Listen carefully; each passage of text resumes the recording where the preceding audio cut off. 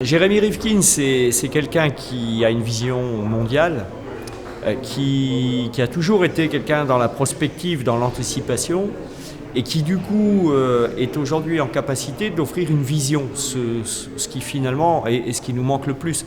C'est-à-dire que mon analyse, c'est qu'on est à la fin d'un modèle de développement qui est mort mais qui bouge encore.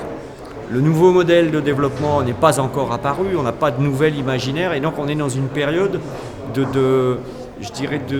d'absence complète de perspective et de tentation d'aller dans la réaction dans le monde d'hier, parce que c'était plus confortable. Et Jérémy Rivkin arrive avec de l'optimisme, et un des éléments essentiels de son discours, c'est qu'il recroise les questions économiques et environnementales, en montrant que la question de la préservation de la planète, de l'énergie, du climat, et que la préservation de l'humain devient un facteur de développement.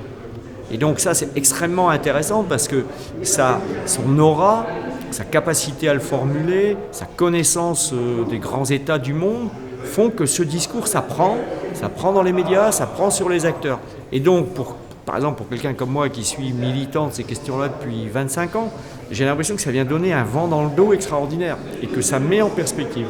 Et ça, c'est irremplaçable ce qui nous apporte de ce point de vue-là.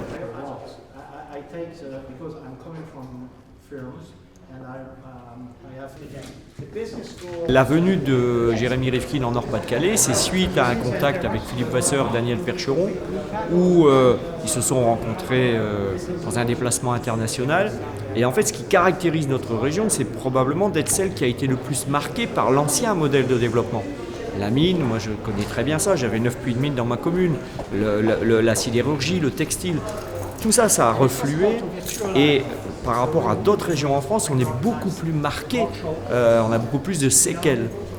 Ce qui est une faiblesse peut être une force, puisque finalement ça nous met l'épée dans les reins et ça nous oblige à nous poser la question de c'est quoi le nouveau modèle de développement dans cette région.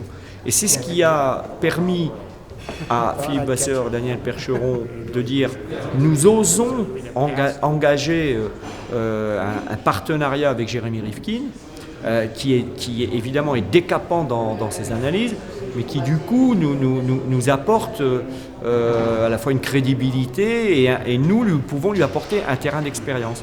Donc la région Nord-Pas-de-Calais devient un territoire. Jérémy Rivkin en parle en Chine, il en parle au Kazakhstan, il en parle au Chili, récemment nous en parlions. Et donc ça fait partie complètement de la mutation de cette région, d'avoir aussi une mutation de notre image d'une région qui innove et pas seulement d'une région qui se bat avec les séquelles de son passé. Alors le fait de venir ici à la Cato, c'est d'abord parce qu'il y a le projet Université Zéro Carbone et que du coup il y a cette dimension que ce sont les jeunes générations qui vont être en première ligne de cette mutation, donc ça c'est extrêmement intéressant. Et puis il y a aussi dans le projet de décloisonnement des acteurs, des Fab Labs, de dispositifs de création collective, partagée dans ce qu'on appelle l'économie collaborative, qui est complètement dans l'idée des thèses de Jérémy Rivkin, qu'il appelle lui le pouvoir latéral et la façon dont aujourd'hui les choses vont se développer par des logiques de réseau et de coopérative. Donc oui, ça a du sens de venir ici. Alors à chaque déplacement de Jérémy Rivkin, il vient une fois ou deux par an.